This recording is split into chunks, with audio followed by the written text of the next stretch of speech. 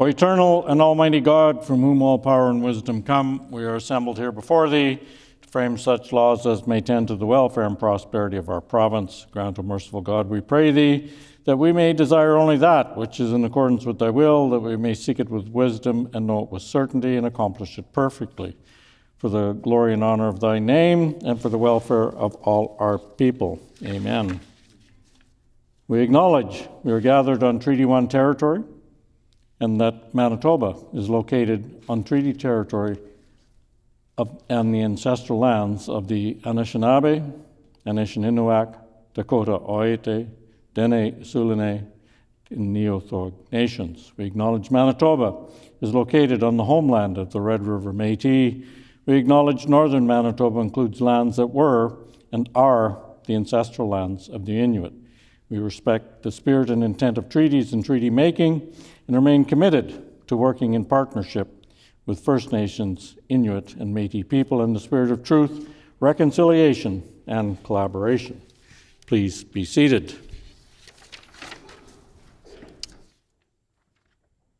Private members' business. Orders of the day, private members' business. As previously announced, the Honourable Member for Tyndall Park has indicated that Bill 225, the Public Schools Amendment Act, universal screening for learning disabilities, will be their selected bill for this session, and that the question will be put on second reading of this bill this morning at 10:55 a.m. Accordingly, I will now recognize the Honourable Member for Tyndall Park to move the second reading motion to begin this debate. The Honourable Member for Tyndall Park. Thank you, Honourable Speaker. I move that Bill 225, the Public Schools Amendment Act, Universal Screening for Learning Disabilities, be now read a second time and be referred to a committee of this House.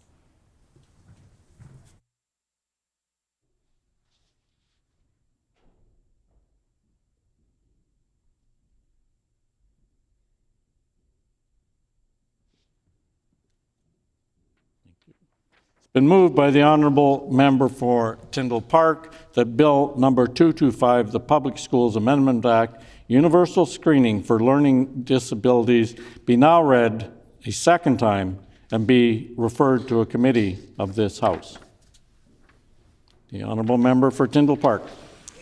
Thank you, Honourable Speaker. I'm very happy to rise this morning on Bill 225, the Public Schools Amendment Act, Universal Screening for Learning Disabilities.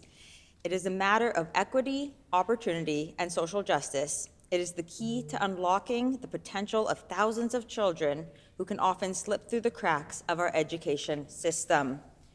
I want to begin by thanking all of those who have contributed to this legislation and who have taken the time to consult with my office on this legislation. We have been consulting for well over a year now, Honourable Speaker.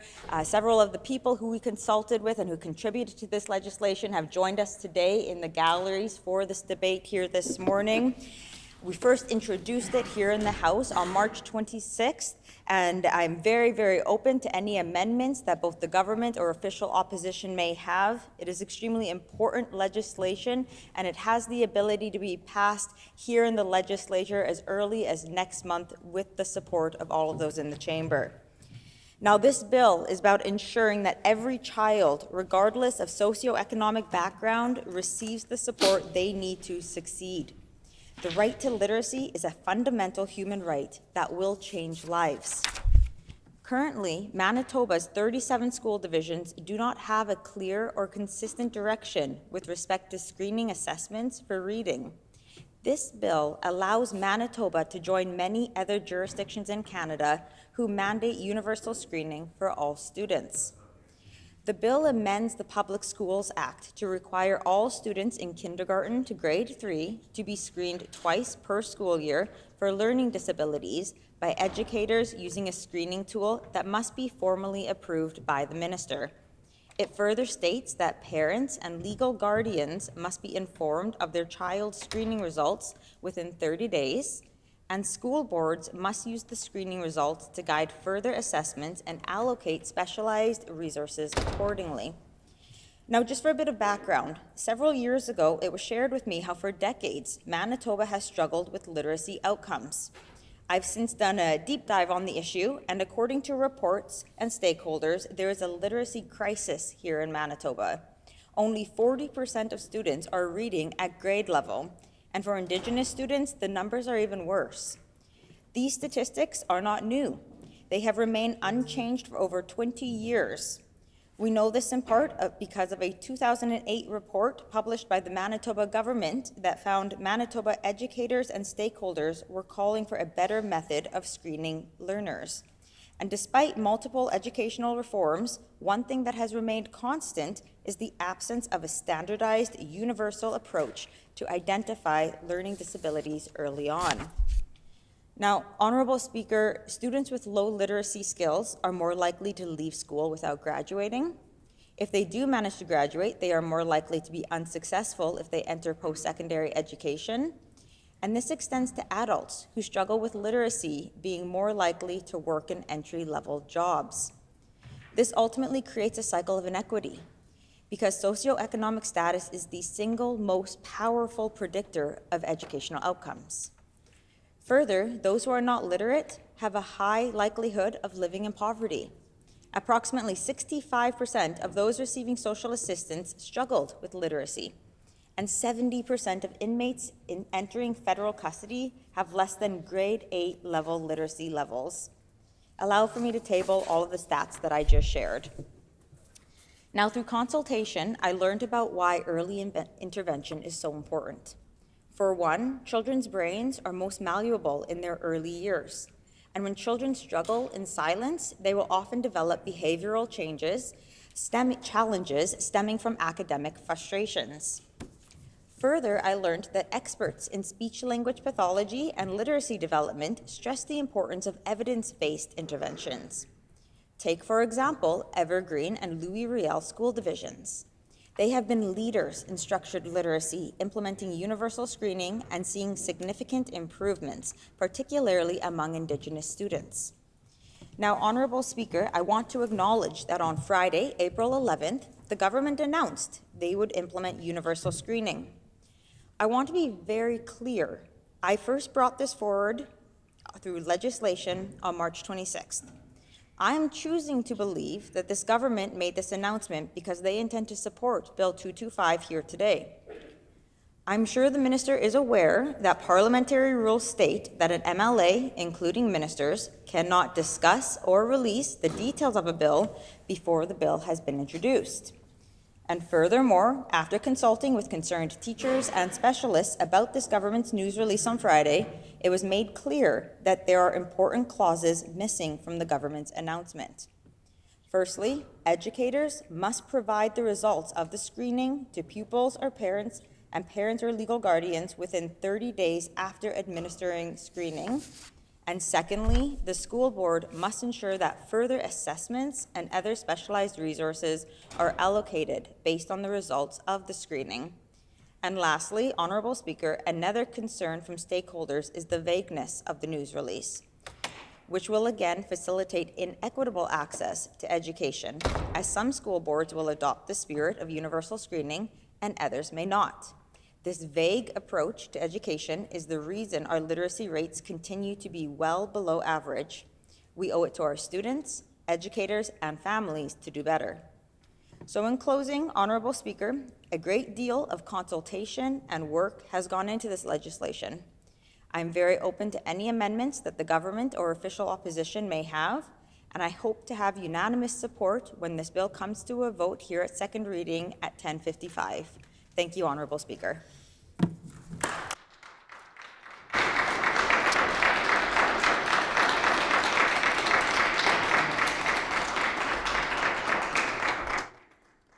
Just a reminder to guests in the gallery, they're not to participate in what takes place down here on the floor. A question period of up to 10 minutes will be held. Questions may be addressed to the sponsoring member by any member in the following sequence. First question to be asked by a member from another party. This is to be followed by a rotation between the parties. Each independent member may ask one question, and no question or answer shall exceed 45 seconds. The floor is now open for questions. The Honourable Member for Radisson. Thank you, Honorable Speaker. I would like to start off this question period by acknowledging the work that's gone into this by both the member for Tyndall Park, though as well the many community advocates who have been advocating for as long as they can probably remember to ensure that people that they love don't fall through the cracks of the system. Honorable Speaker, the member and I can certainly agree that everyone deserves to reach their full potential despite diverse abilities. Having an undiagnosed neurodivergence is something that I have personally related to in the past and something that I don't wish upon anyone. As mentioned, our government recently announced that school divisions will implement universal early reading screening tools to ensure that no student is left behind. I look forward to asking more questions on the content of the bill coming up and give Cindy another, the member for Time has Tyndall expired. Park. The honourable member for Tyndall Park. Thank you, Honorable Speaker. And I'd like to thank my colleague from Radisson for the great question or shared sentiments here in the chambers. I certainly appreciate the acknowledgement that I believe all parties, and I would argue all levels of government, whether that be federal, provincial, municipal, all are in agreement that we want to see students here in Manitoba succeed. And in order to do that, provincially, we have a role, we have a responsibility. And I believe that that includes ensuring that students are receiving fair and equitable learning opportunities. The honourable member for Roblin. Thank you, Honourable Speaker. And I'd like to thank the member for Tyndall Park for bringing forward, once again, thoughtful and well-researched legislation in this chamber. And I'd just like to ask her if she could elaborate on who she's consulted on Bill 225. The honourable member for Tyndall Park. Thank you, Honourable Speaker, and I'd like to thank my colleague from Roblin on the very important question when it comes to any form of legislation. Consultation is such an important part of it. We need to know that it comes from Manitobans far and wide. For this specific piece of legislation, I have met with educators, parents, school boards, child specialists, pediatricians, speech pathologists, some of whom have actually joined us today in the gallery. And if given another opportunity, I'll go into some more specifics about where the teachers are from and national experts. The honourable member for Radisson. Thank you, Honourable Speaker. Having worked in disability services prior to my time in politics, I know that the language in this bill is particularly vague, compared to what our government has already announced. Using the general term of learning disabilities when the correct diagnostic term is specific learning disorders, from my experience, would cause some confusion both in the learning community, professional community, but also for some families as well. So my question to the member opposite is if she can continue to elaborate on who she consulted in the language of this bill. The honourable member for Tyndall Park. I am happy to continue to list people who I have consulted with, whether it be teachers from Louis Riel School Division or Evergreen, who have already implemented universal screening for students within their schools, whether it be national experts from Dyslexia Canada, as an example, child specialists, including speech language pathologists, and school division senior leaderships, just to name a few more people we have consulted with. I feel very strongly that this bill has been put through many different sets of eyes as far as what the content is, the language used within the bill. It is very inclusive, and I would argue the opposite of vague. We're quite specific within the bill. And since consulting with others over the weekend... Member's time has expired. The honourable member for Dawson Trail. Does the member have a personal story or someone with a story about this bill and its importance? The honourable member for Tyndall Park. Thank you, Honourable Speaker, and that's a very good question. Oftentimes, legislation will stem from a person's personal experience or something they have seen or witnessed firsthand. I'm sure every single MLA in these chambers know of people, have friends or family members who maybe would have benefited from legislation such as this. I know that I have family members, and I don't want to get into the specifics without first having their consent to speak about them, but there are definitely people who I feel have fallen through the cracks, both personally and through all of the stories that I have heard through the consultation on this legislation. The honourable member for Radisson.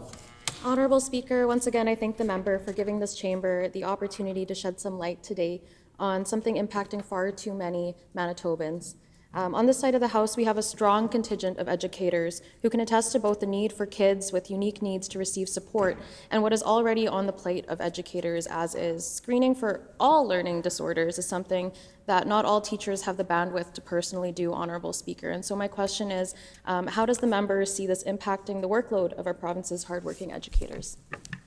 The honourable member for Tyndall Park. Thank you, Honourable Speaker, and that is a great question. And I think it is important, as the member from Radisson noted, that there are educators here in these chambers right now as we debate this legislation. And I think that if we all come together and have a very fruitful discussion on it, Honourable Speaker, we can pass it here this morning. With respect to the idea of educators perhaps feeling overworked, we need to make reference to the school divisions that are currently implementing universal screening. We're seeing it in Louis Riel School Division and Evergreen School Division as we speak, so they can attest to the work that has changed.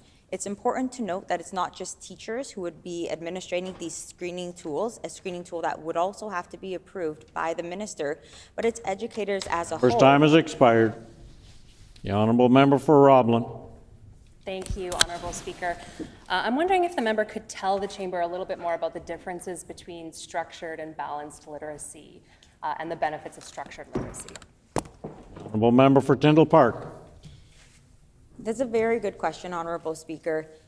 The reason we need to ensure that there is more structure, especially with respect to universal screening, is so that we can essentially monitor, ensure that children are continuing to progress forward with the educational resources that they may need to be able to develop strong literacy skills and later succeed in life.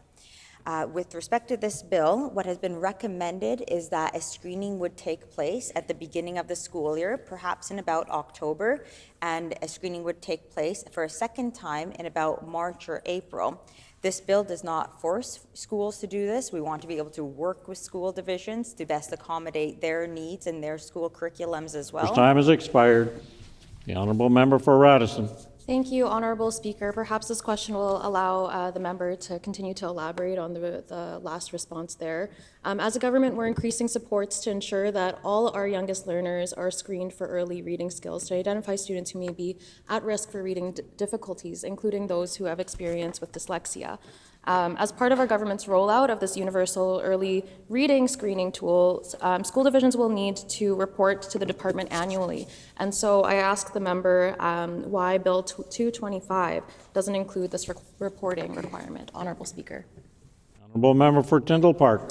Thank you, Honourable Speaker. I would be more than happy to accept an amendment that would enhance this legislation if the government felt that that was an important part to be included in this legislation. My hope is that the Minister of Education will in fact bring forward that as an amendment. The important part to realize with respect to the announcement that the government made this past Friday is their announcement is vague. It does not legislate the importance of universal screening.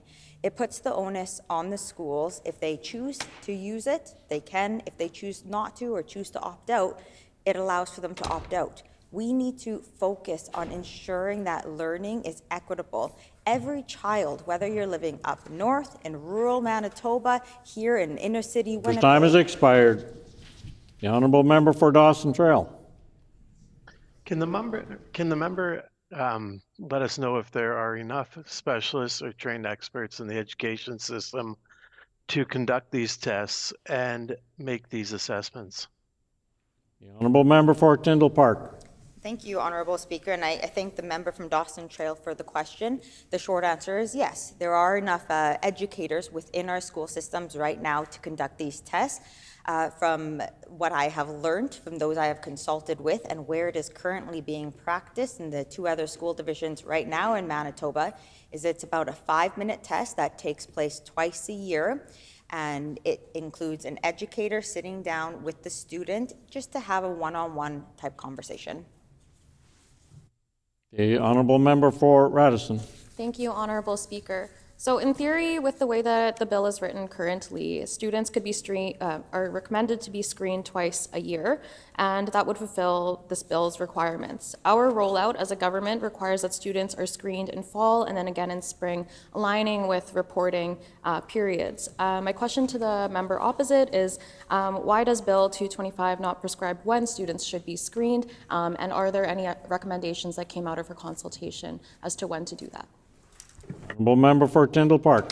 Thank you, Honourable Speaker. There's a bit more to the legislation that's been brought forward. In addition to the 2 screenings a year, it's important to reiterate that parents and legal guardians would also have to be informed of their child's screening results within 30 days. This is something that the government chose not to roll out in their announcement this past Friday. It also includes school boards must use the screening results to guide further assessment and allocate specialized resources accordingly. Once again, this was not included in the government's announcement this past Friday. It's important these parts are included in this piece of legislation, and that in fact the topic in and of itself is legislated so that schools have to follow through with them for the benefit of children here in Manitoba. The time for the question period has expired. The floor is now open for debate. The Honourable Minister for Environment and Climate Change. Thank you, Honourable Speaker.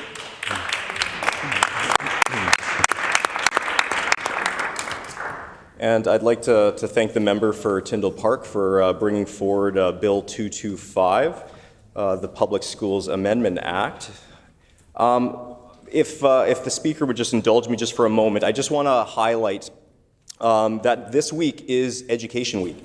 And so I just want to take a moment before I get into the more substantive part of my remarks to lift up all of those educators right across our great province. They're doing such incredible work, and I just want to really lift them up during this time, this Education Week, and I would recommend all members of the Chamber do so in their home constituency.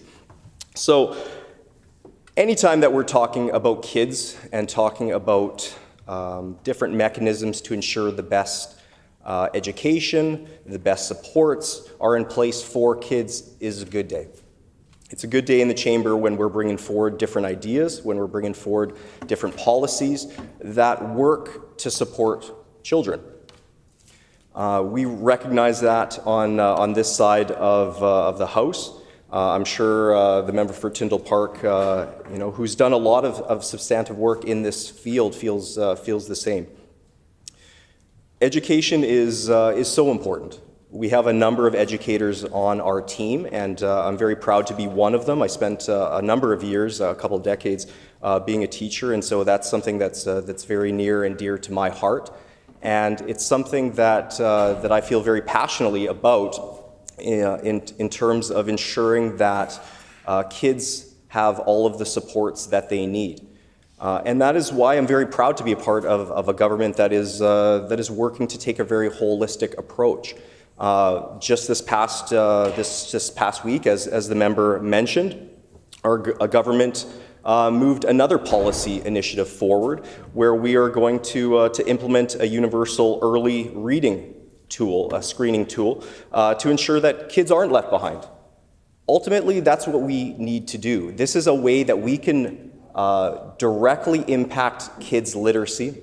It's a way that we can do it quickly and implement it quicker than through legislation. And so I appreciate the leadership of the Minister of Education and Early Learning bringing that forward and making that announcement. It's something that is going to, I hope, really make a difference to the kids right across our province. As I mentioned, education is so very important, and we want to take a holistic approach to this. And so one of the things, beyond policy things of screening tools and whatnot, it's important that we look at the different aspects to get it right. And that includes the environment, and that's why we're building 11 new schools, and I think that's really important. It includes the operating costs, and that's why we increased operating by $67 million. It includes providing some of those supports, the barriers that could get in the way of literacy. Similar to what Bill 225 is working towards or addressing, things like the nutrition program, that universal nutrition program, which was brought in this past year for the first time in our province's history, trying to ensure that kids have what they need, that when they come to the table, so to speak, when they come to school, that they're able to do the very best that they can. And so we're trying to look at all the different dynamics that impact kids. We're trying to look at all the different dynamics that impact our education system writ large. And, it being that it's Education Week, I also think it's important to think about those teachers and how they are impacted. There's a lot on teachers' plates nowadays. And I'm not suggesting that, this is just, another thing to put on their plate. I don't want to get that misconstrued. But there is a lot on teachers' plates. And as we move in society towards, more inclusion and move towards, the benefits of this or that, there has been an increase in terms of the expectations on teachers. And so I think it's important to recognize that, because at the end of the day, there's only so many hours in a school day. And there's only so much bandwidth, as the member for Radisson mentioned, in terms of teachers. And so I think there needs to be supports in place for those teachers. I think it's important that we don't just add something else on top of all of the multitude of really important things that teachers are doing on a daily basis, but we put those supports in place. Education is a team sport. It's something that it's not just teachers, it's also, and I would like to use the term educators more broadly, just because it's not just the teachers in the classroom that are doing that good work, although they are. It's the educational assistants, it's the secretaries, it's the frontline staff, whether they're, custodial staff, whether that's the person to ensure that the kids are able to cross the street, those patrols, the patrol guards, everyone that's involved in the education system, the administrators, play an incredibly important role in ensuring that our kids get the best education possible. And it's important that we provide supports to those teachers. And one aspect that is really critical in this work with people with disabilities, or people with learning disabilities specifically, is the lack of clinicians that's out there. That's something that teachers struggle with because they don't have the resources to go to. They don't have those folks that they can lean on to try to ensure that those kids have the best programs for them.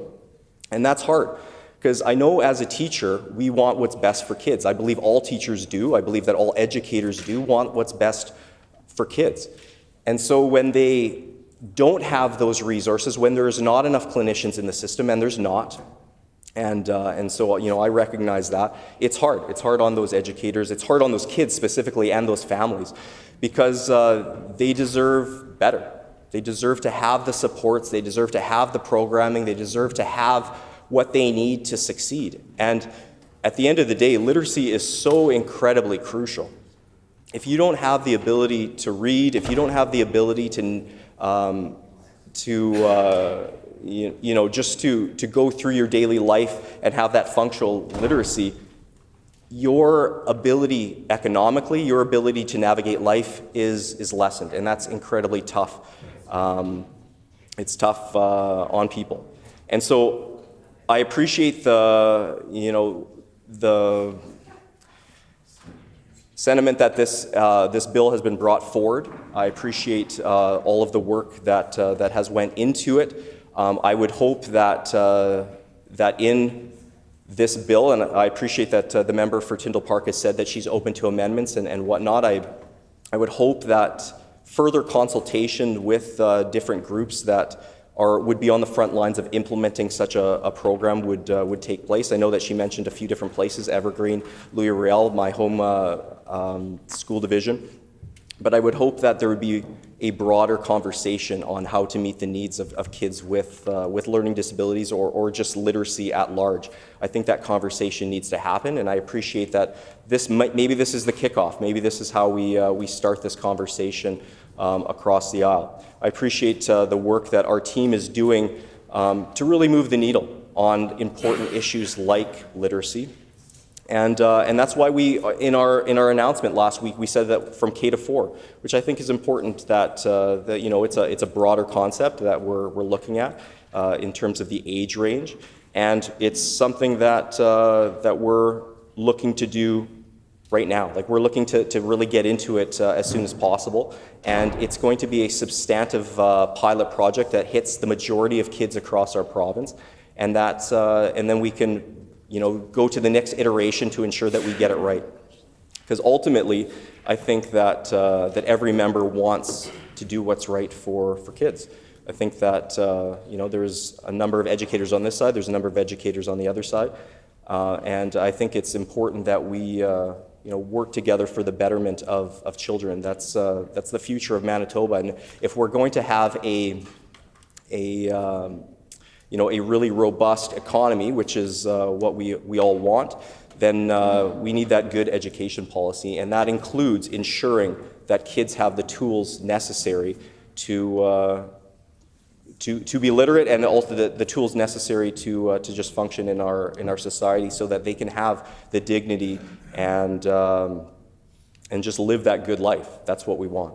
And so I appreciate the member bringing forward Bill 225, and I appreciate this conversation about education and how we can improve our education system writ large. So thank you very much. The honourable member for Roblin. Thank you, Honourable Speaker.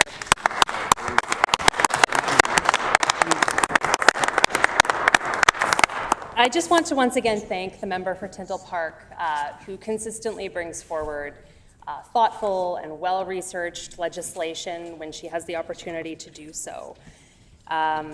And I know that she's consulted on this bill with a number of advocates, some of whom have joined us in the gallery. I recognize a few faces up there, and I just wanted to take this opportunity to acknowledge and thank them for their advocacy on this important issue.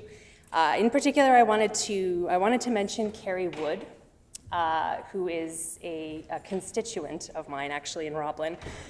She's a passionate expert and a teacher and a parent herself.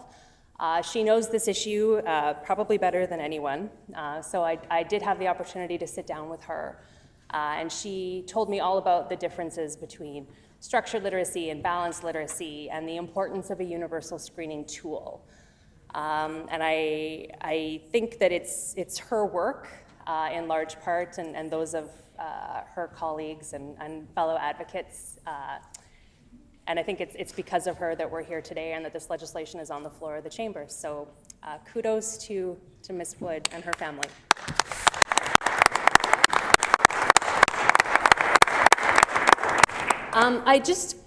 I would be remiss if I didn't mention the fact that this is not the first time the sitting NDP government has essentially tried to steal an idea from the member for Tyndall Park.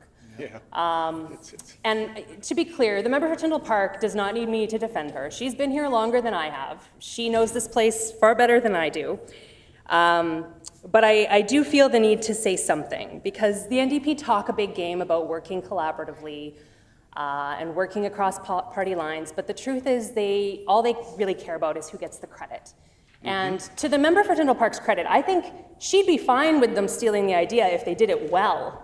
But the point is that they stole her idea and rushed it. And as the member pointed out in her opening comments, there's a few things missing from the government's announcement on Friday. For example, a provision that screening results be shared with students and their families. And probably most importantly, that resources be allocated based on the results of that screening. Because doing the screening in and of itself is one thing, but it has to be followed up with resources and supports for students who need them in our schools. So once again, I just want to thank the member for bringing forward this legislation, for all the work that she's done. I'm sorry to her that once again the NDP care more about who gets the credit than about the needs of Manitoba students, but I'm sure she's not surprised. And most importantly, I'd like to once again thank the advocates who've joined us in the gallery today. Thank you.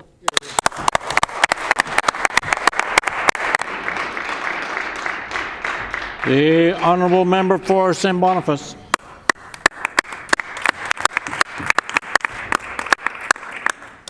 Merci, l'honorable président. C'est un énorme plaisir d'avoir la chance de parler ce matin au sujet de ce projet de loi. J'aimerais remercier la députée de Tyndall Park. Quand on a la chance de parler d'éducation dans cette Chambre, c'est toujours un énorme plaisir pour moi et notre équipe, où on retrouve d'ailleurs quantité d'enseignants, d'éducateurs. Moi-même, j'ai eu la chance d'enseigner pendant 28 ans, tant en anglais qu'en français. Dernièrement, j'ai travaillé pour la division scolaire franco-manitobaine et j'aimerais prendre cette opportunité, Monsieur l'honorable président, pour vraiment féliciter le travail des éducateurs et éducatrices au Manitoba, puisque c'est la semaine de l'éducation ici au Manitoba. Et on reconnaît que nos écoles et le travail que font nos éducateurs est essentiel, non seulement pour nos communautés, nos familles, nos élèves, mais aussi pour l'économie, puisqu'on sait qu'un système d'éducation est la roche-mère, la fondation même d'une bonne économie. Alors, ce projet de loi, Monsieur l'honorable président, parle de dépistage. Et j'aimerais rassurer les Manitobains et les Manitobaines, et aussi en tant qu'éducateur de longue date, que déjà dans nos écoles, dans nos divisions scolaires, un énorme montant de dépistage se fait.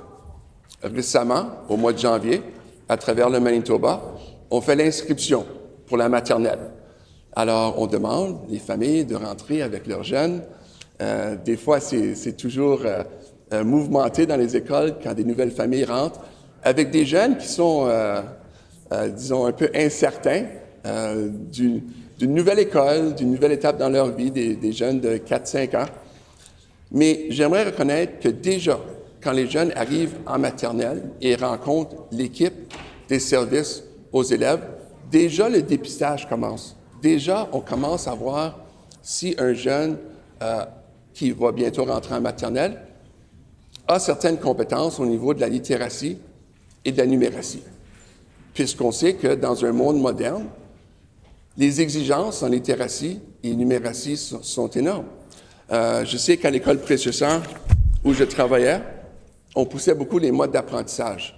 Alors que ça soit visuel ou auditif ou kinesthétique, on voulait toujours outiller les jeunes quand ça vient à leur force, à leur capacité. Je sais quand moi j'étais un petit bout, comme on dit en français, au niveau de la famille, je sais que mes parents lisaient beaucoup avec moi. Et puis quand je suis rentré en maternelle, je connaissais déjà mon alphabet et je savais déjà lire. Et puis mes profs avaient de la difficulté à croire que j'étais déjà si avancé au niveau de la littératie. Mais évidemment, Monsieur l'honorable président, j'étais chanceux parce que mes deux parents étaient tous les deux enseignants. Et j'aimerais vraiment reconnaître le travail d'une éducatrice spécifique, Lucienne Baudry-Loisel, ma mère, qui était enseignante pendant 40 ans. Et je suis vraiment fier du travail que Mme Loisel, ma mère, a fait au niveau de l'apprentissage dans les écoles de la DSFM, de la division scolaire franco-manitobaine, parce que ma mère est reconnue pour avoir mis sur pied le centre de ressources au Collège d'Ouriel, où non seulement est-ce que les jeunes étaient outillés pour devenir des meilleurs apprenants, mais les enseignants étaient aussi outillés à travers le centre d'apprentissage pour apprendre à mieux dépister tous les défis que peuvent avoir des jeunes élèves dans nos écoles. Encore une fois, dans la division scolaire franco-manitobaine, on enseigne le français, uniquement le français, de la maternelle jusqu'à la 3e année. Alors, le dépistage spécifique qui se fait dans nos écoles, la DSFM, est excellent. Et encore une fois, j'aimerais reconnaître l'excellent travail que font les enseignants et les enseignantes dans la DSFM. Et encore une fois, je suis fier en tant qu'éducateur chevronné de longue date de faire partie d'un gouvernement qui appuie l'éducation au Manitoba. D'ailleurs, dans notre dernier budget, on a annoncé qu'on va appuyer une nouvelle école à Saint-Boniface, une nouvelle école francophone, et d'ailleurs bâtir une nouvelle école de la division scolaire franco-manitobaine à Brandon West, qui est vraiment, vraiment de bonnes nouvelles. Je sais aussi que des fois, dans nos écoles, on fait face à des jeunes qui ont des problèmes d'apprentissage, qui, des fois, ont peur.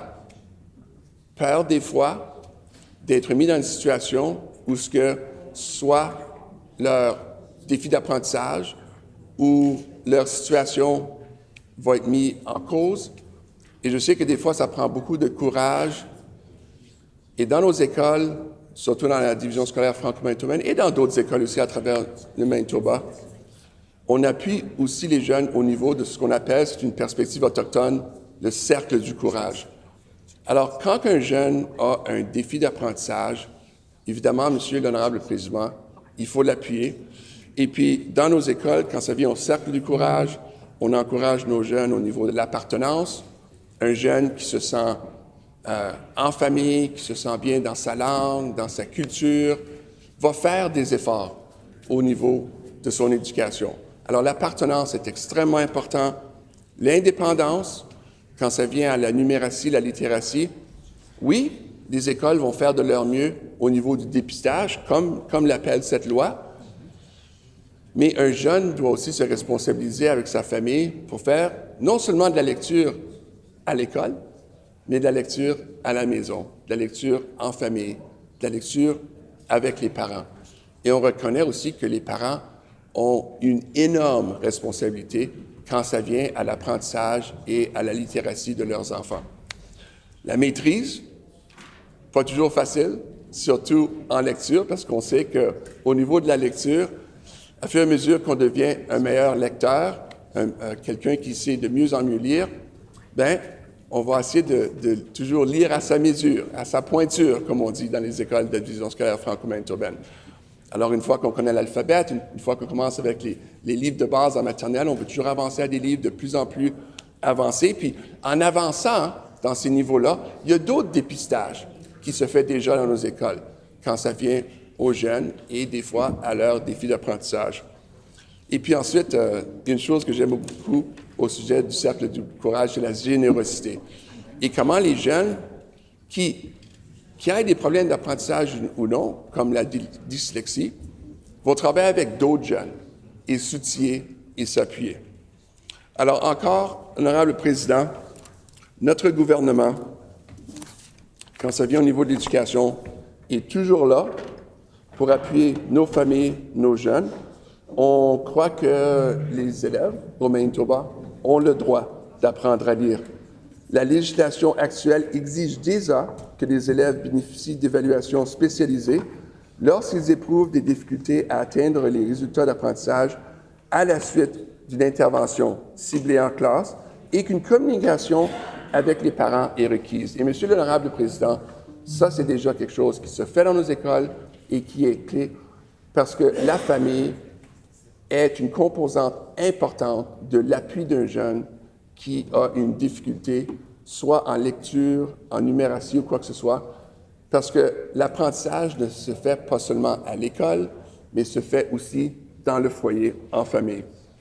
Alors, notre gouvernement a récemment annoncé que les divisions scolaires mettront en œuvre des outils de dépistage universels en lecture précoce afin de s'assurer qu'un élève ne soit pas laissé de côté.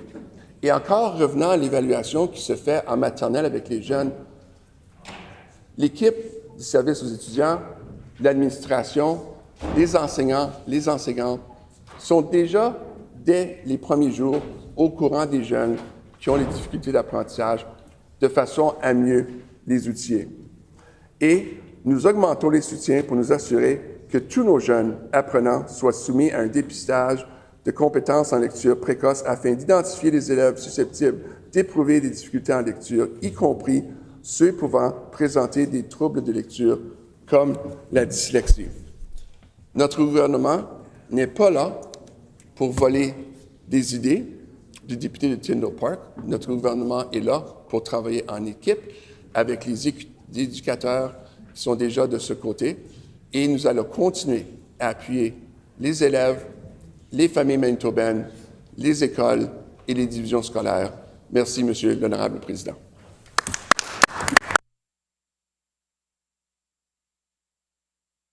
The Honourable Leader of the Official Opposition.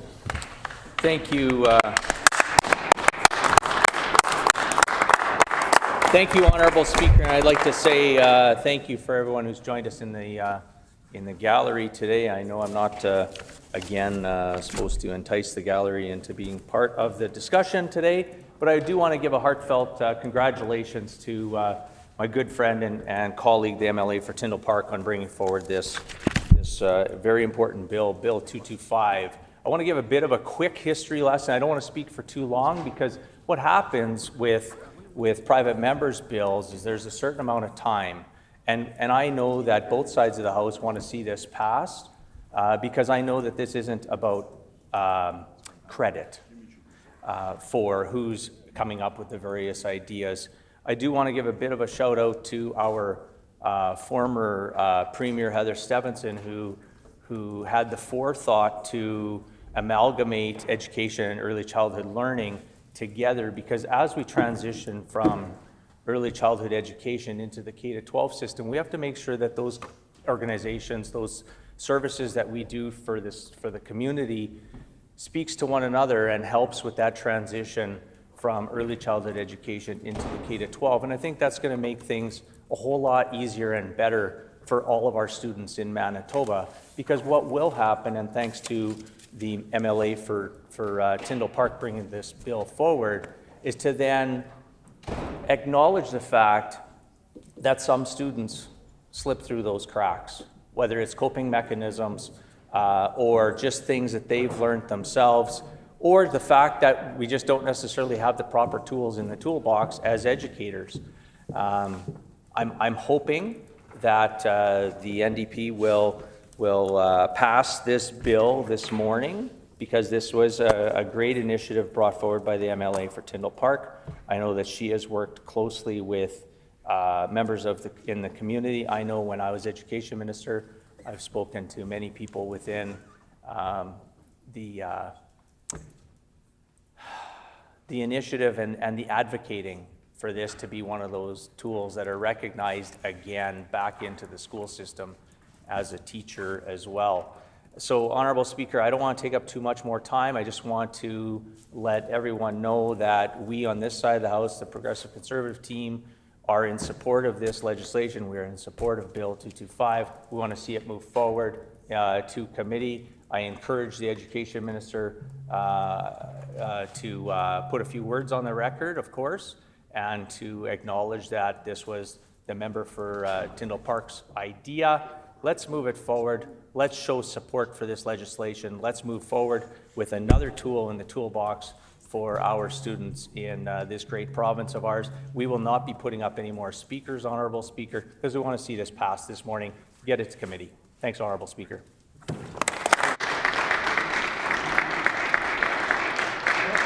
The Honourable Member for Transcona.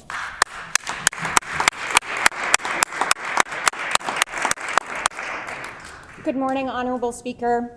It is my great honour to speak to Bill 225, the Public Schools Amendment Act, Universal Screening for Learning Disabilities. Having just finished a 30-year career in education about a month ago, and and working for most of it in student services, I do understand the importance of supporting all students in their growth and development. And I think we can all agree that I think this team all works and understands how we need to support students in all areas of their growth and development. Schools are incredible places that work as a team. They work with divisional supports, they work with outside supports, they work with parents, constantly assessing what's going on and constantly communicating. As a resource teacher, they are in classrooms all the time working with classroom teachers. As I said, classroom teachers are constantly assessing their students, and anytime there's a concern, anytime there's an issue, they are bringing it forward to the rest of the team. We are working as a team. We are not operating in silos, so we understand the whole wraparound approach to students. We understand that it is not just about one area of the child. We understand that by bringing in the universal nutrition program, that we are supporting students by feeding them so that they are able to learn in a better way. They're ready to learn. This also supports families who are unable to afford food at all times, so that we're taking the pressure off of them as well. We are including Schools are doing incredible things with their funding. They are adding mental health support services within the schools to provide, again, that wraparound support for students. We are adding the early reading tools and interventions. And we are not operating in silos.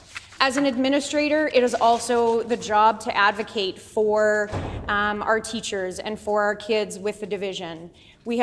Schools have strong partnerships with the divisional clinicians, and anytime there's any issues, we are consulting with the experts in the division.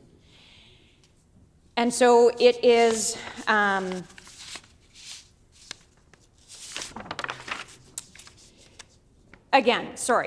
we are bringing in, teachers are constantly meeting with their student services teachers as well. They meet with their consultants, or they meet with their resource teachers at least once a cycle in the early years, especially in that critical time from kindergarten to grade 5, where that early learning really does helping.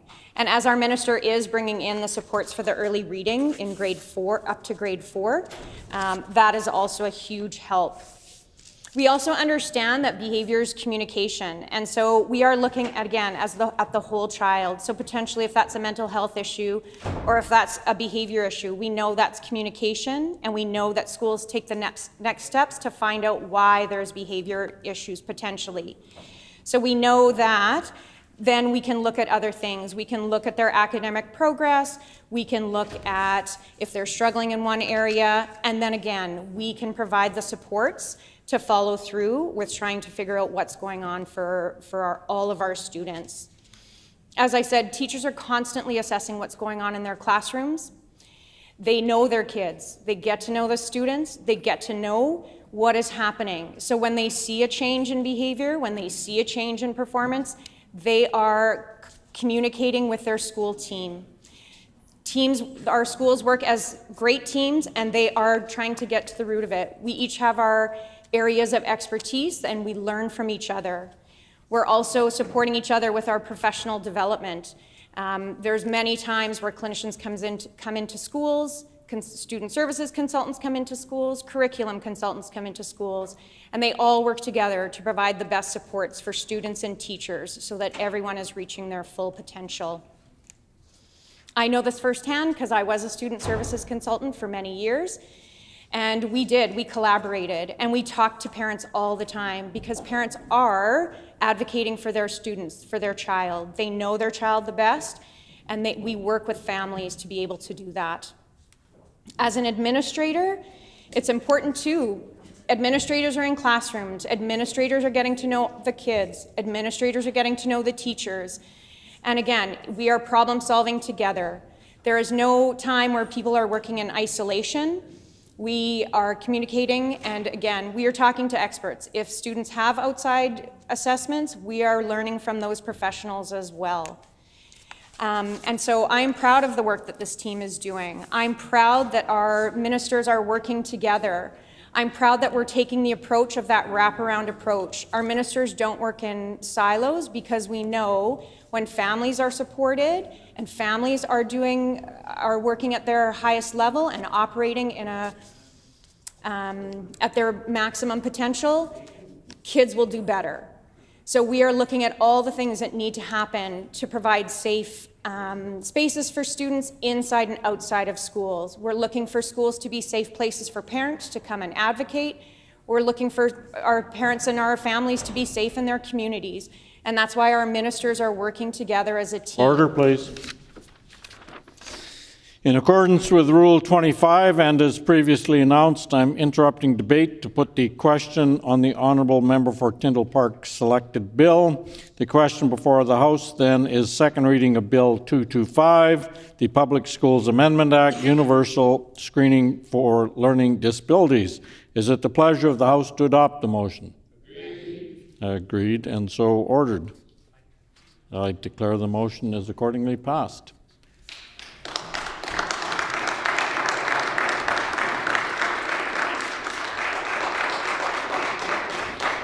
The Honourable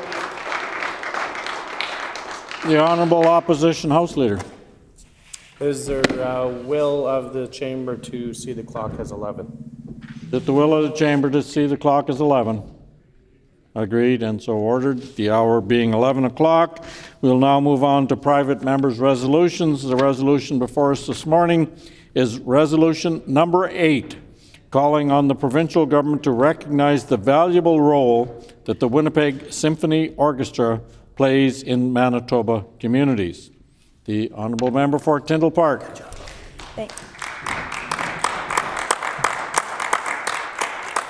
Thank you, Honourable Speaker. I move, therefore be it resolved, that the Legislative Assembly of Manitoba celebrate the historical, cultural, and economic significance and contributions of the Winnipeg Symphony Orchestra and be urged to recognize and support the WSO as an integral and necessary component of the province's cultural infrastructure.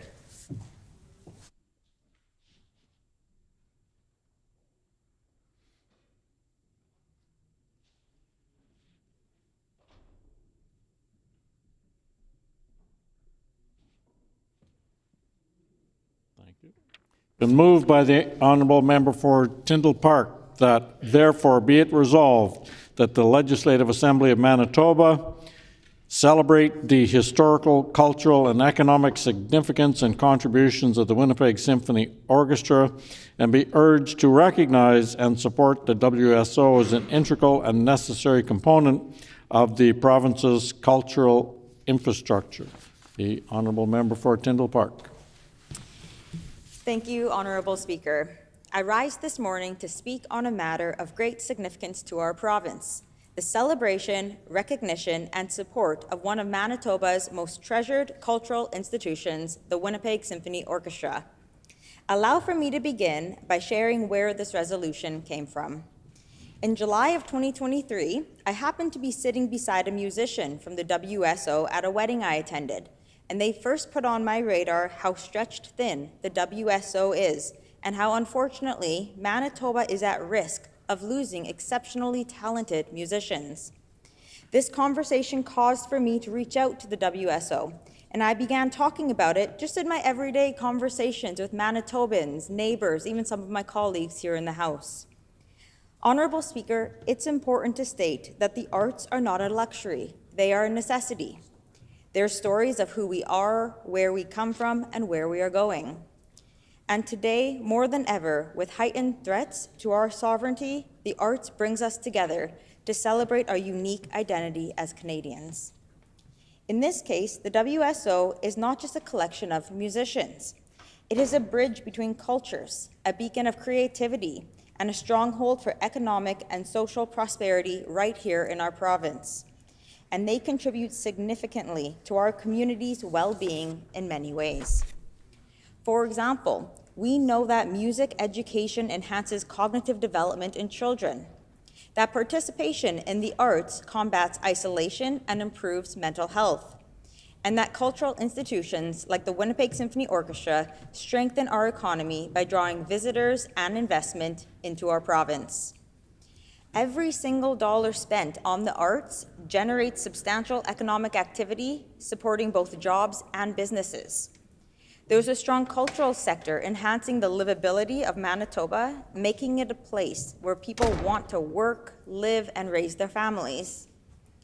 Now, while the orchestra is based in the city of Winnipeg, it serves all of Manitoba. Musicians travel to schools, rural communities, and Indigenous communities, providing musical education and performances that reach far beyond our city limits. They produce over 60 inspiring and entertaining concerts and events, reaching over 100,000 Manitobans every single year, including over 20,000 school children. WSO events include everything from classical music with Manitoba's world-renowned James Ennis, to crash test dummies with the WSO, to kids' concerts, to a wide array of popular movies with orchestra concerts for families and movie lovers. The WSO's new music festival brings music lovers from all around the world to the festival each January, and their touring program ensures that people in many corners of our province have access to world-class music. They collaborate with artists across different disciplines, fostering partnerships that enrich our entire cultural landscape rather than competing with it. Manitoba's Royal Winnipeg Ballet and Opera could not be what they are today without the contributions of this community institution. Honorable Speaker, the WSO works with performances alongside Indigenous artists, collaborated with Manitoba's Filipino, Chinese, and African Canadian communities, and developed programs like Sistema Winnipeg, which provides free music education 5 days a week to children in Winnipeg's North End schools. As an agent of collaboration, the WSO has also been instrumental in mobilizing prairie art organizations to attract more federal investment into the performing arts in the prairie region. The Winnipeg Symphony Orchestra for over 75 years has been recognized as one of Canada's finest orchestras. They draw world-class musicians to our province and exceptionally talented musicians who practice, perform, and teach and serve all over Manitoba. They have actively embraced the evolving cultural makeup of our province and has become an institution that welcomes all Manitobans, reflecting upon our collective identity and shared future. Honorable Speaker, over the years, I've had the opportunity to attend a few performances at the Centennial Concert Hall with the Winnipeg Symphony Orchestra. I know more recently I had the opportunity to go to The Handmaid's Tale, which was a performance with the Royal Winnipeg Ballet played by the orchestra. It's something I had first read the book, I had watched a couple of the episodes on Netflix, and to see it in person brings it into a whole nother level, a whole new full body experience, Honorable Speaker. And even more recent than that, it was actually my very first date night since having a child. My husband and I went out and we saw the orchestra play live. And it was just the orchestra, so we got to really focus in and zero in on the musicians and the talent. And I know all of my colleagues here, I trust, have been to the Winnipeg Symphony Orchestra.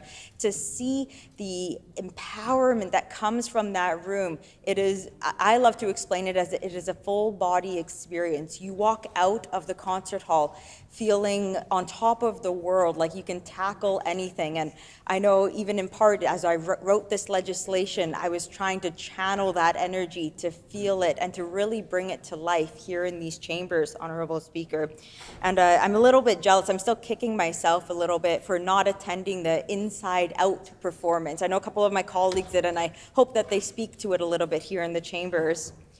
I personally find that the more that I experience the arts, the more eager I am to learn more about them. Honorable Speaker, as I wrap up, allow for me to introduce the Executive Director of WSO, Angela Birdsell, who is here along with members of the WSO's exceptional staff, musicians, and board. A dedicated team that continues to deliver enriching experiences despite the very challenging times faced by the orchestra, and I table their names here for you this morning.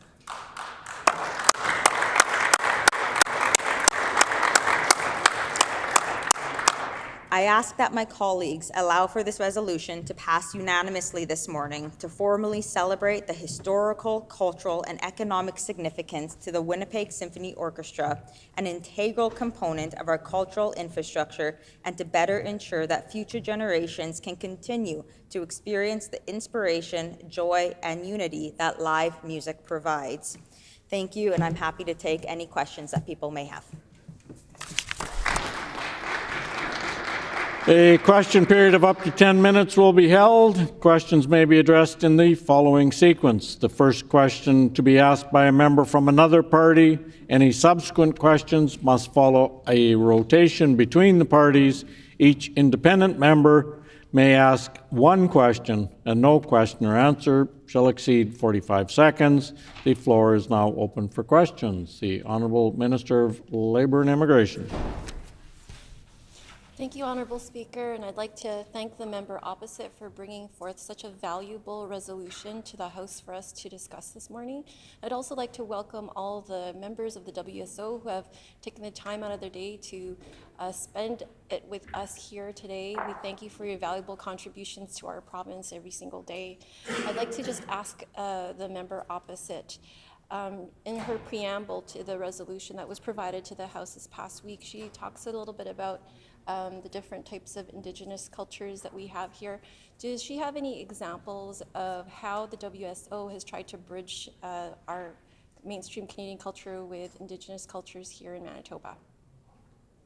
The Honourable Member for Tyndall Park. Thank you, Honourable Speaker, and I'd like to thank the Minister for her comments about the resolution and for her question as well. In working and consulting with those through the WSO, it is very, very apparent the important work and the diligence that they have undergone and continue to undergo to ensure that we are uplifting and highlighting Indigenous culture throughout the Winnipeg Symphony Orchestra, whether that be through musicians within the orchestra, whether that be through board members, and ensuring that so many of the live performances are Indigenous individuals.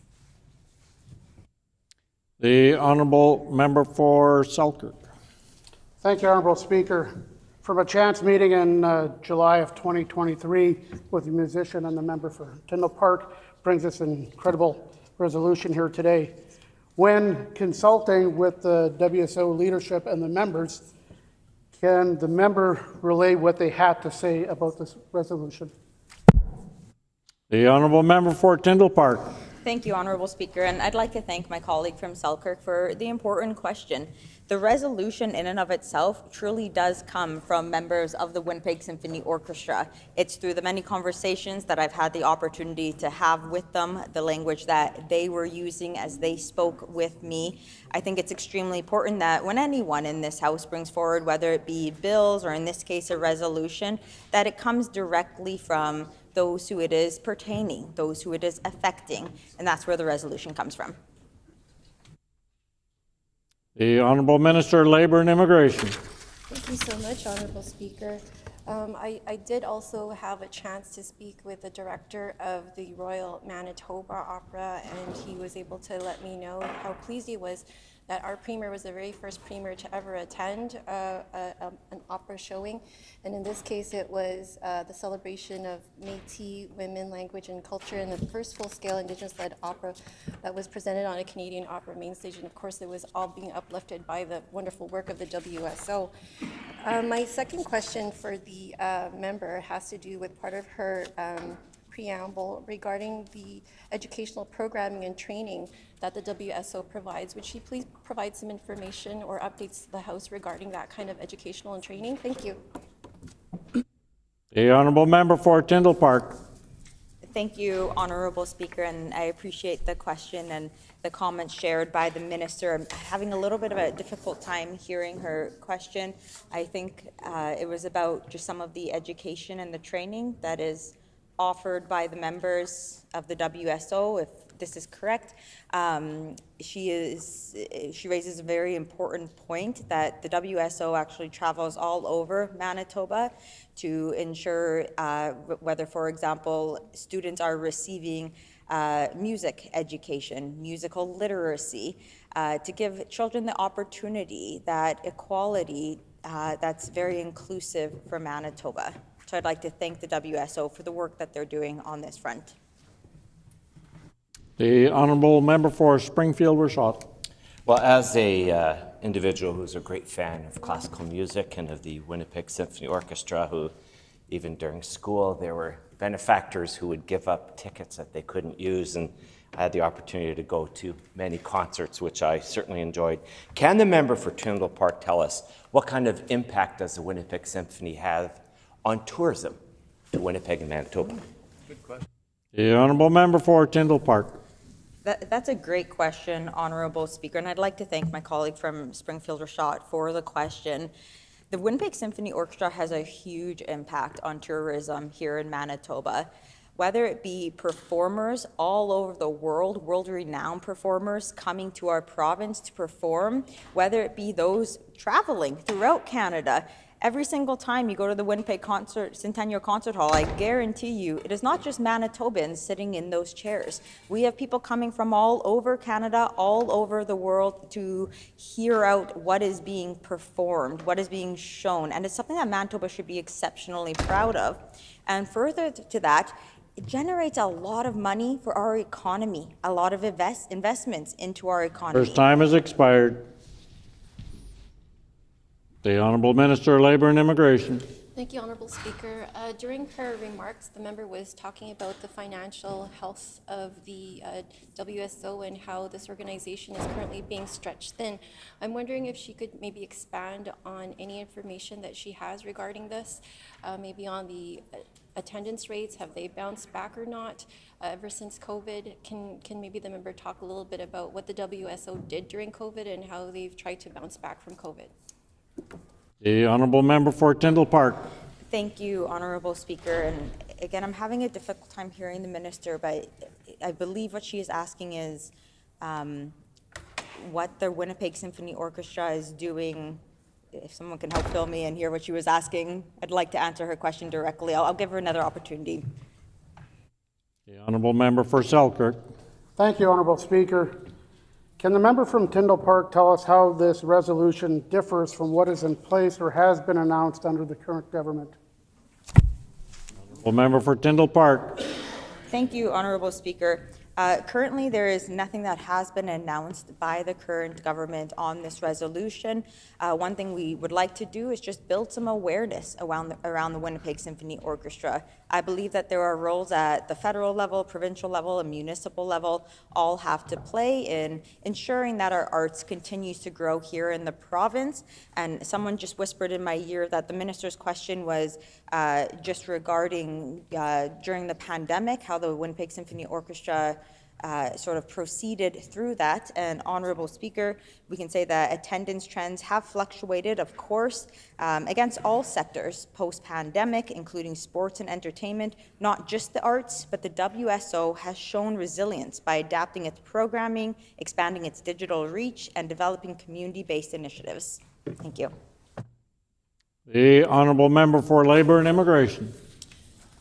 Thank you, Honourable Speaker. The PC government failed to adequately fund the arts for 7.5 years with their cuts and freezes. Operating funding failed to keep up with the rate of inflation under their failed administration. And my question for the member opposite is, from her view, how have these funding cuts and freezes impacted the WSO and other Winnipeg arts organizations? The honourable member for Tyndall Park. Thank you, Honourable Speaker.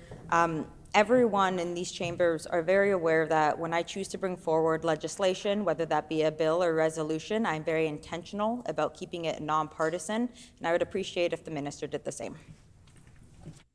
The honourable member for Springfield Rashad.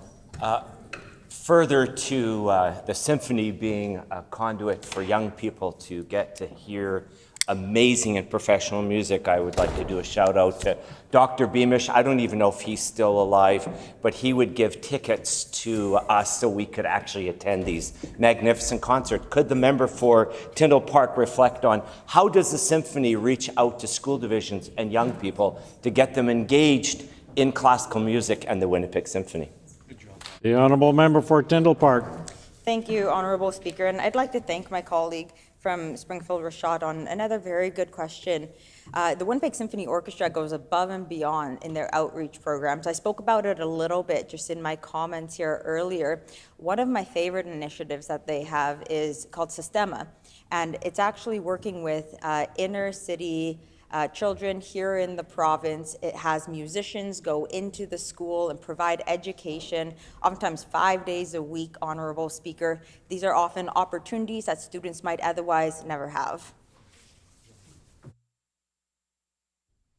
The Honourable Minister of Labour and Immigration. Thank you, Honourable Speaker. The Winnipeg Symphony Orchestra has been bringing people across Manitoba together to tell their stories for nearly 80 years. And my question for the member opposite is, how has the WSO impacted people in her own constituency? Honourable member for Tyndall Park. Thank you, Honourable Speaker, and I love the opportunity to bring in Tyndall Park, especially when speaking about resolutions here in this House. I know through consultation, again, this was first put on my radar in July of 2023. I have brought this up with many, I'd argue hundreds, if not even low thousands here of people throughout Manitoba, just in my everyday conversations. I've raised it with my own constituents, and they speak about the wonderful experience that they have had. I know some of them, for example, Paul Ong, he's a vice principal at a school school in Tyndall Park, and he is an integral person when it comes to Sistema, the program that I just spoke about, working with inner city youth. It is critical, it affects all Manitobans, and I would just like to use my last few seconds here to thank everyone who has come out and joined us today in the gallery for all the work Members' that you're time doing. has expired. And the time for questions has expired. The Honourable Government House Leader on House Business. Miigwech, Honourable Speaker. Pursuant to Rule 34(7), I am announcing the private member's resolution to be considered on the next Tuesday of private member's business will be one put forward by the Honourable Member for Transcona. The title of the resolution is New Schools. It's been announced that pursuant to Rule 34(7), the private member's resolution to be considered on the next Tuesday of private members' business will be one put forward by the Honourable Member for Transcona. The title of the resolution is New Schools. And before we move on to debate the resolution, I must remind members, as we called it 11 o'clock, it actually was 10:55, so we'll be calling it noon at 11:55. The floor is now open for debate. The Honourable Minister of Sport, Culture and Heritage.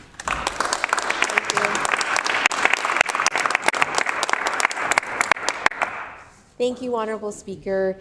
I'm really excited to get up and put some words on the record regarding the Winnipeg Symphony Orchestra. I want to thank the member opposite for the resolution and everyone really for their comments and questions.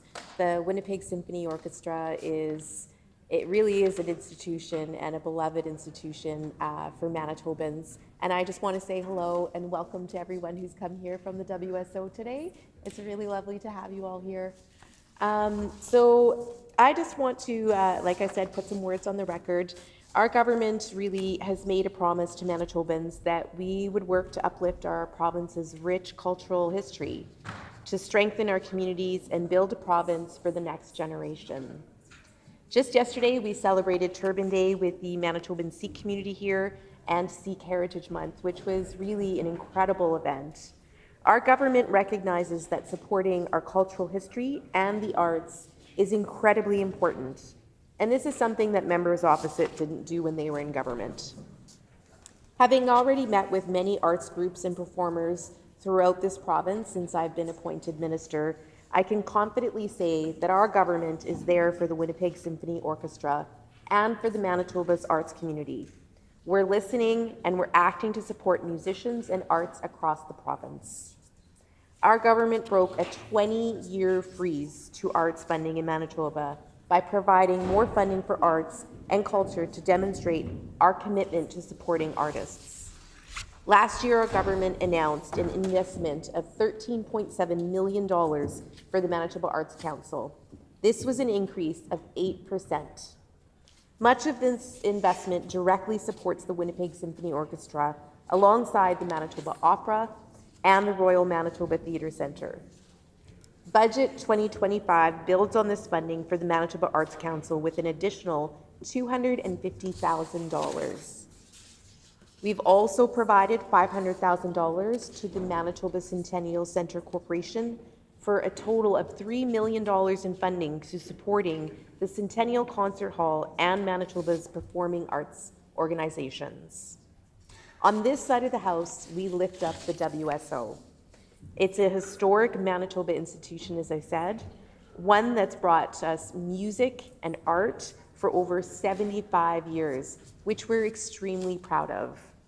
Since the Winnipeg Symphony Orchestra's first performance in 1948, they have been providing incredible concerts to the people of Manitoba. The Winnipeg Symphony Orchestra has also been the starting point for many talented and accomplished musicians. The WSO is also a nationally recognized and honored institution of the musical community, which is celebrated nationwide, and something we should, as Manitobans, should be incredibly proud of. They've received the Canadian Music Centre's Award of Excellence for their work to promote the Canadian voice, and they won a Juno Award in 2017 and received a Juno nomination in 2018 for the Best Classical Recording, which is really wonderful to see them being recognized.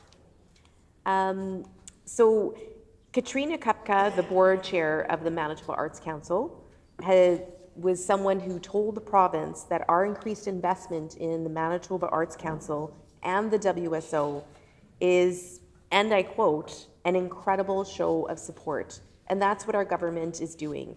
We are committed and we are here to support the arts. We know how incredibly important it is for our province and all Manitobans. Because really, for years, we had a government who, I mean, let's be honest, they didn't support the Manitoba's Arts Centre, the community, or the WSO. Year after year, the previous PC Stephenson government froze municipal funding. This is a wide-known fact. They slashed budgets for community centres, cultural events, community groups, and they put the WSO at risk. Our government is here, and we are investing more than ever before to ensure that Manitoba and the art scene is healthy and strong. And I couldn't be more proud to be in this role and being able to do this work. It's always been said that a well-funded arts program, it drives a significant part of our economy, as the members opposite said, and create tens of thousands of jobs here in Manitoba. This is such an important thing to recognize. The arts and cultural sector in Manitoba is a $1.6 billion industry, accounting for 2.4% of the province's GDP and providing jobs for over 20,000 individuals. In 2023, arts and culture tourism contributed a total of $377.6 million in value added to Manitoba's economy, which is just incredible. Tourism in Manitoba has seen an incredible growth over this past year. Every day, more and more people are visiting Manitoba. And they're here to enjoy our beautiful province, our rich history, and our world-class hospitality. In 2023, our province welcomed 10.4 million visitors.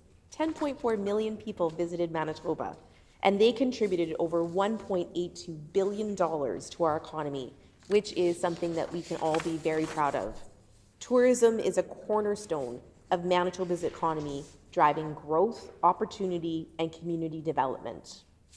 Last week, I had the great privilege and honor of celebrating Tourism Week, National Tourism Week, and we experienced Manitoba. It's really what makes Manitoba unique and what draws Manitoba, folks to Manitoba. And I can confidently say that the WSO is one of these attractions. Our NDP government is committed to working close and in collaboration with the WSO and other organizations to ensure Manitoba's arts community thrives in the years to come. There is a story that I'd like to share before I end my time, and it was one of my favorite things that happened within the first month of me becoming Minister for Sport, Culture, Heritage, and Tourism. I was invited by the WSO to go and take part in their 'Twas the Night Before Christmas concert. And I had the opportunity to be the narrator for the WSO, reading the story out as the WSO played. And it was an incredible experience. It was so much fun. The WSO and all of the people there, the musicians and the folks who run the WSO were so welcoming. I was a little nervous. I went to the rehearsal, the dress rehearsal, and it was a bit intimidating being there with all the musicians and being the person reading out the story. But I had so much fun. The conductor was amazing, made me feel really at ease, and it was just honestly one of the very best experiences I've had. And I will say, you know, I have family members who have had season tickets to the WSO. We've been able to go together. I'm a lover of classical music. And one of my very favorite dates that I've been on with my husband was at the Centennial Concert Hall when the WSO was performing to Charlie Chapman. It was during the Valentine's Day time.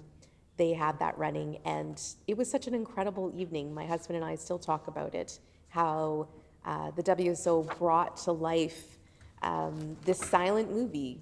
And, you know, music really does that for people. It really brings joy to their lives. And I just want to end my time here by thanking the WSO for giving all of Manitoba that. Manitobans, I mean, you can talk to so many different people and they'll all tell you their favorite story about attending a show with the WSO. And so they really are a cultural institution and something that our government is really committed to supporting and ensuring that the WSO is around for years to come for Manitobans to continue enjoying. Thank you, Honourable Speaker.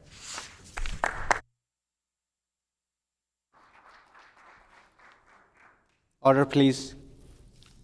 Before I recognize the next member, I would like to welcome 14 students from Niverville High School, which is from the constituency of Springfield Richard. You are welcome to the chamber.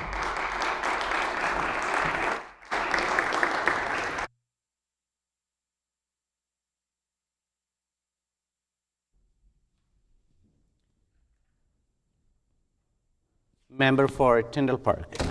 Thank you, Honorable Deputy Speaker, and I'd just like to ask for leave of the House to add the names of the Winnipeg Symphony Orchestra guests to Hansard.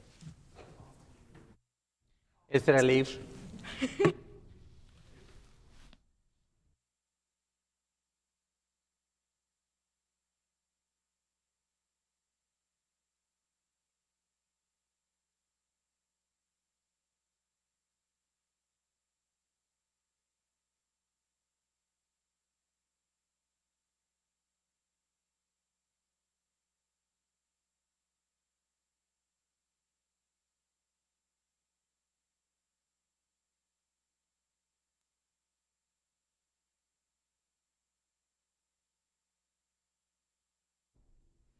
Is there a leave to add the names of the guests in Hansard after member for Tyndall Park's speech?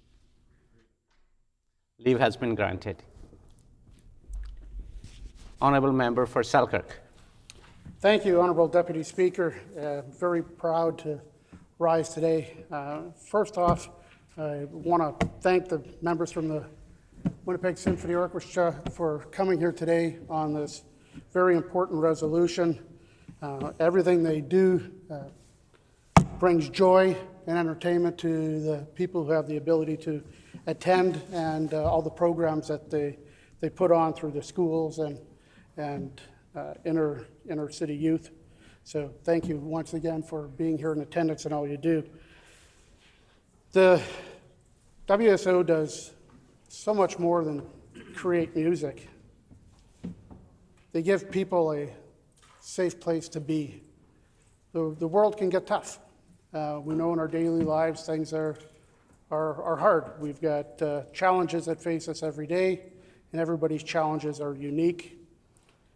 And when you have an opportunity to go to the WSO and listen to that incredibly talented musicians play in harmony, it transcends you. It takes you away from your daily life, and it brings you somewhere extremely special. And it creates memories. And those people that you're attending with, it's memories you'll share for the rest of your life. And in the text of the resolution, there's a whereas line that says, whereas live music experiences lift the soul, combat isolation, and create safe haven for people from many walks of life and points of view, bringing people together to foster a sense of community, belonging, friendship, and citizenship. And I could not agree with that line more. I've had the opportunity to attend the WSO a few times, and every time you leave, you feel enlightened. You feel that you've received a gift that only you have gotten, something very special. And I've said before that time is a gift, so be careful where you spend your time, because you can't get that back. And every opportunity I have at the WSO, that's the gift of my time that I'm gratefully giving, because the rewards I get back are so much greater than what I could ever possibly give. I have seen over the years the very young students, my daughter being one of them, in middle school, becoming a part of a junior symphonic held at the local high school. And I remember fond memories of dropping her off early in the morning so she can attend the junior symphonic where she learned to play clarinet, as well as I'd pick her up after that and race her back to her middle school to be in time for class. And at 9 years of age, my daughter, she got the bug for music, and so she learned to play guitar at 9 years old, something that I wish I would have taken, but I'm very grateful for her ambition and the ability that she has to not only play the guitar, but to play in the clarinet in the junior symphonic. And I watched over the years as my daughter attended high school and played with the symphony in the Lord Selkirk Regional Comprehensive Secondary School, how they went from being really good when I first witnessed the early production to something amazing by grade 12. Then you step into the halls of the Centennial Concert Hall and you listen to these amazing musicians and what they can do. It is incredibly impressive that these individuals have such a craft that they can share with us. It is beyond belief the true talent that people have. And when the member from Tyndall Park brought this forward, I was excited to see this. We have spoken about this, and one of the opportunities that I have had is to actually attend their program called From the Inside Out. And if you haven't attended that, it's absolutely amazing. You sit amongst these incredible musicians, and my wife and I had the opportunity to sit right in the bassoon section. And watching all these musicians play and your eyes darting back and forth and the sounds that were coming were absolutely incredible. It was uplifting of my soul. It brought me to a place where I just felt utter content and overjoyed with happiness. But something else happened. I was able to interact with the musicians, to speak to them, to find out a little bit about some of them, their backgrounds, where they come from, and how they managed to find their way to Winnipeg and to be able to play here. And we have a tremendous gift in this province, and that is the WSO, and they continually give. But it's time that we gave something back. In speaking to them, there's something that I refer to as the clamshell. I think that's what they call it, the clamshell, that brings the sound. And they said, well, if you attend and you like the sound, it would be so much better with the proper equipment to portray that sound to the audience. We've seen where the financial losses over a number of years from COVID or otherwise has made the practicality of being financially viable tougher. We need to assist as government to make sure that we can help them make a profit. We need to encourage advertising, promoting the arts that we have here. The PC government spent over $100 million in the ACSC fund to give back to communities and arts programs. And we need to continue to do more of that. We need to function. Going to watch the WSO does more than just a night of entertainment. It's mental health. And we all have mental health at varying stages. Some of us are healthier than others, and some mental health is poor. And if this is an opportunity to get that mental health in a better stage, and it's a natural way, listening to music, being with loved ones, enjoying that, sharing memories, then this is something we need to come together across the aisle and not have partisan politics, but take a look at what this really does for the people in our province. It is a gift that we need to make sure that the WSO has the ability to keep giving to the community, to the members, to the students, to the intercity youth. to the people who don't necessarily have the opportunities. And we have an opportunity today to come together and say thank you to the member of Tyndall Park for bringing this forward. Very well thought out, very addressing the needs of what we have in our society, and to say thank you and vote yes to support this. And I encourage everybody in the House to do that. Thank you very much for the time to speak.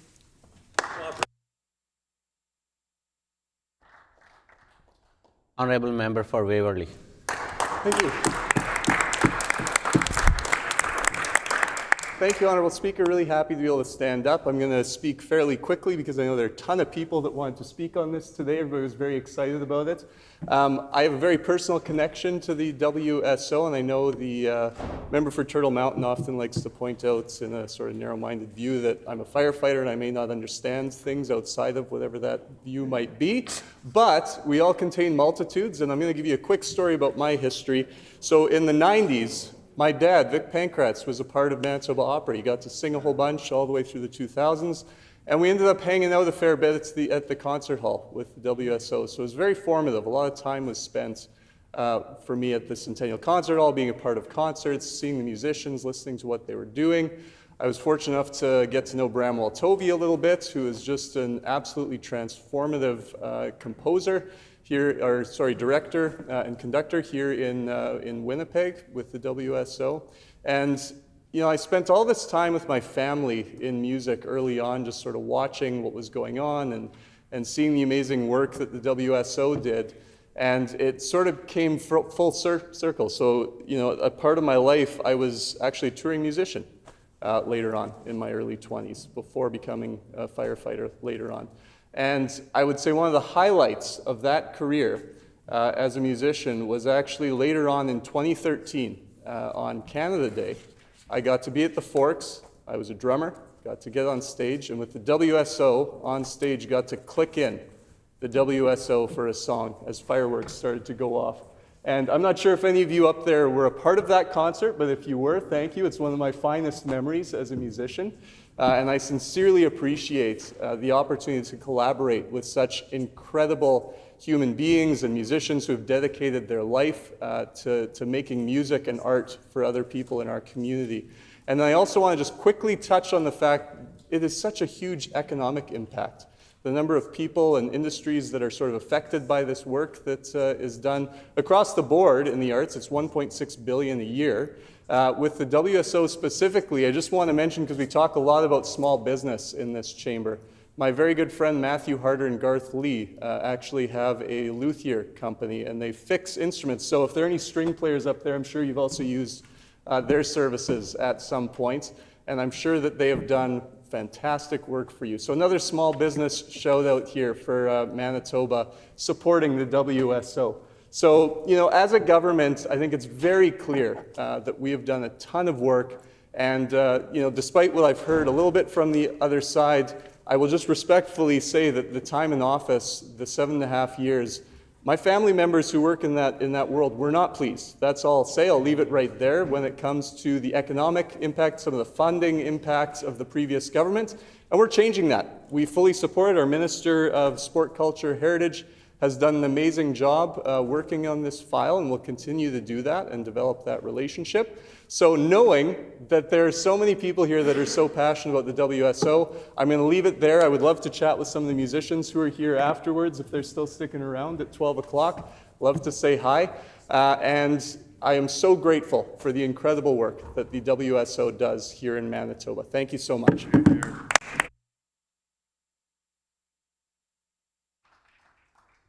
Honourable Member for Springfield Richard. I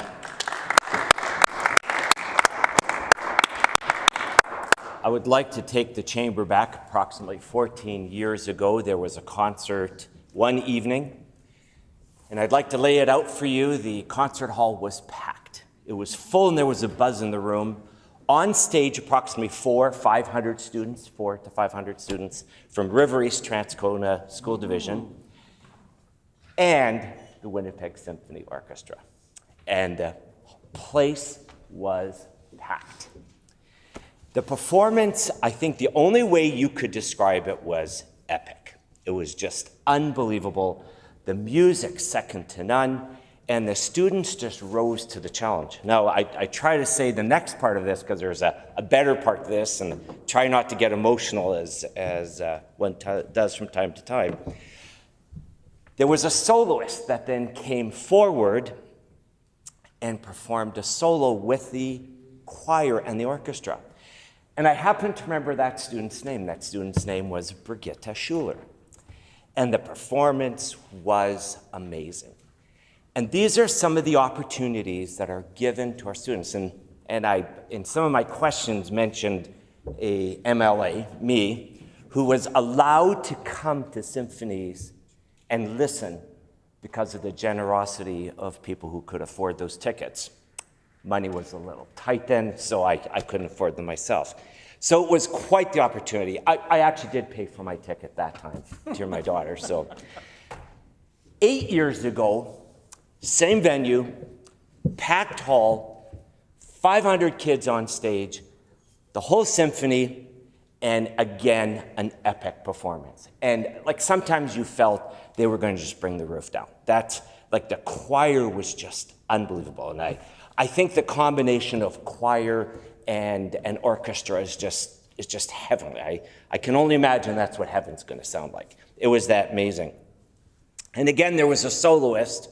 And I happen to remember that soloist's name as well. That was one, Karina Schuler. And she came forward and did a performance. And I may have broken some rules and videoed that on my phone, may have, and I may still have a copy of it. And it was just amazing. And I'd just like to point out the opportunities that you afford young people. Actually, Karina went on then through Rainbow Stage to Sheridan College in Oakville and is currently on a Disney cruise ship performing a song. She's one of the performers on a cruise ship right now. So she's taken her talents and moved on. That's what you do for our society. You give our young people an opportunity. You give them a chance. All of those students, 500, and I know it's not just River East Transcona. There are school divisions around this province that are chosen, and you do it with them. And I would encourage you to do more of it. For parents, I mean, it was just electric. And for the students, what an opportunity. And it gets them to buy into classical music and even more contemporary music. But how learning an instrument is so important. And it's good for you. It's good cognitive development. It's discipline. It's all of those things. And that's what you afford an opportunity. So I for a very short period, for a year, I was minister responsible, and we ended up putting quite a bit of money into the outside of the building where pieces were falling off, and buildings needed. It's a harsh climate we live in, and we must have investment put into our buildings. Unfortunately, I didn't have the opportunity to get the funding for the shell. My time was too short there. Did have a great tour, and one Trudy Schrader, who may be known to members of this house, gave us a great tour of the building. And the shell is one of those things that it has to be repaired. It is truly a one-of-a-kind orchestra shells, and it should be repaired, and it should be used functional. I know a lot of work is being done to try to raise funds for that. So I would encourage all of us, occasionally, if we could put aside our partisanship, funding of the arts is important. It's what differentiates us from other countries, is because we have such a robust culture. And whether it's the Symphony Ballet, or whether it's Folk Arts Council, or hockey or football, whatever it is that you enjoy, we provide that for you. These venues do need money. These organizations do need help. COVID was terribly tough on the symphony, and I know they're trying to get back. They've got the 5-year plan going. Good on you, and get back to financial sufficiency. So I want to encourage all of us to continue to support the arts. It's what makes life so beautiful. And thank you to all of you who are here today. We love the Winnipeg Symphony, and we love the fact that you produce absolutely 100% quality product every time that you have a concert. And we'll allow somebody else to put some words on the record.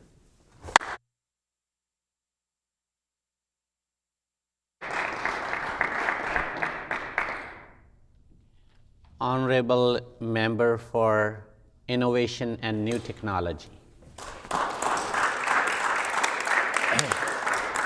Thank you, Deputy Speaker. I'm very anxious to put some words on the record. There may not be a constituency in the province more committed to the continued success of the WSO than my own constituency of River Heights. I count amongst my constituents members of the WSO board, musicians of the WSO, staff members, and of course, importantly, patrons of the WSO. All live in River Heights, and I have to tell my colleagues here, it might not be something that occurs in your constituency, but of the list of issues that I hear about on an ongoing basis, there is, of course, healthcare, education, affordability, and the health of the WSO. So it comes up in conversation all the time. As well as a former high school theater teacher, I always am looking for opportunities where I can stand and raise up people who are in the arts. And so an opportunity here with this resolution, thanks to the member from Tyndall Park, to lift up the work of the symphony, I'm always anxious to do. I do have a bit of a bone to pick, though. Angela Birdshill and I are very close in proximity in the constituency. I'm a little shocked to discover through the speech of the Minister for Sport, Culture and Heritage that there was, in fact, a participation opportunity with the symphony that I was unaware of. You'd think that Angela might hook a neighbor up, and yet nothing. So I'll try and contain my grief at not being included in that. Perhaps another time. Perhaps another time. I do want to talk a little bit about how forward-thinking I think the WSO is with its current work. I am really encouraged by its reshaping of some of the programming.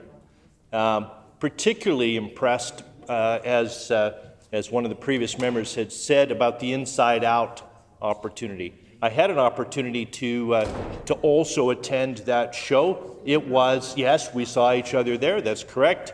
It was really an amazing opportunity to sit on stage with the symphony, to see the way it works together to create such beautiful music. I did share too much. I was sitting with the French horn section. I shared a little bit too much.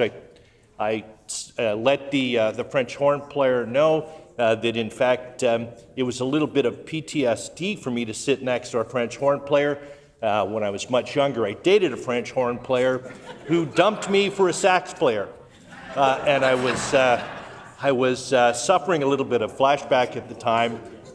They were very good, very helpful, helped me get through the evening. So I want to thank them for that. I don't know if they're up there.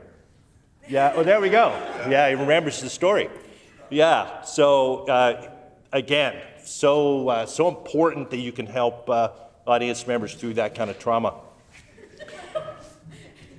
I also want to give a shout out as well for some of the other really cool programming that's gone on. As I said, some of the musicians live in my constituency. Alex Conway is one of them. I don't know if Alex is here. Is Alex here today? Alex is here today. Alex and I had an opportunity to run into each other at the Academy Road Street Fair. And we were talking about the symphony and kind of challenged each other to see what we could do to be a bit more supportive of the symphony. And what we wanted to do was try and convince people that what they thought they knew about the area in and around the symphony was quite incorrect. We wanted to create an opportunity to draw people into the area who perhaps hadn't been before, get a chance to see the symphony in a way that they hadn't experienced. And so what we came up with, working with Synonym Art Collective, was the idea of having the symphony, some of the players, play a drag show for local drag performers. And over the course of a couple of months, we put what I thought was, and I think others will agree, an excellent event together for the first Friday in September. And we had about 500 or so people packed into the entranceway, the main lobby of the concert hall. A lot of those folks had never been to the concert hall before. It had felt quite distant, quite formal, quite removed from them. And so to pull the symphony players in, to see the really tremendous drag performers working with them on that show, and to see the reaction of the audience was just really wonderful. And it's one of the events that I will always treasure as I think about my life working with performers. And I want to thank Angela and, of course, Alex and all of the players who participated in that event. It really was kind of groundbreaking. And it fed right into a concert that the Symphony had already planned to do, and that is working with well-known drag performer Thorgy Thor, who was there. I think it was November that Thorgy was there.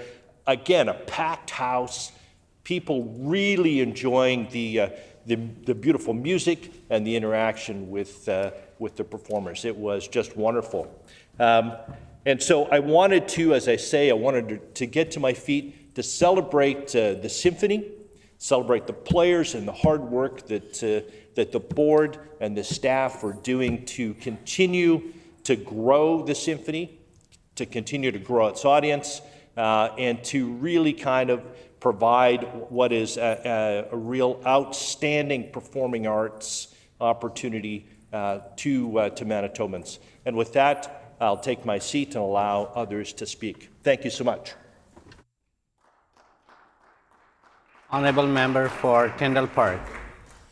Thank you, Honourable Deputy Speaker. On a quick point of order, I just wanted to take a moment before 11:55 and hopefully to see the resolution pass here unanimously, to invite all of my colleagues out following the resolution to take photos with all of the Winnipeg Symphony Orchestra musicians, directors, and board in the rotunda. Thank you, Honourable Speaker.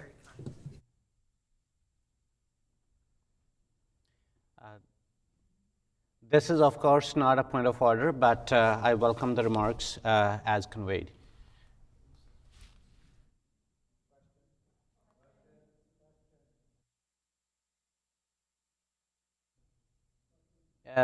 Is the House ready for the question? Question before the House is the resolution calling on the provincial government to recognize the valuable role that the Winnipeg Symphony Orchestra plays in Manitoba communities. Is the pleasure of the House to adopt the resolution? Agreed and so ordered. I declare the resolution carried.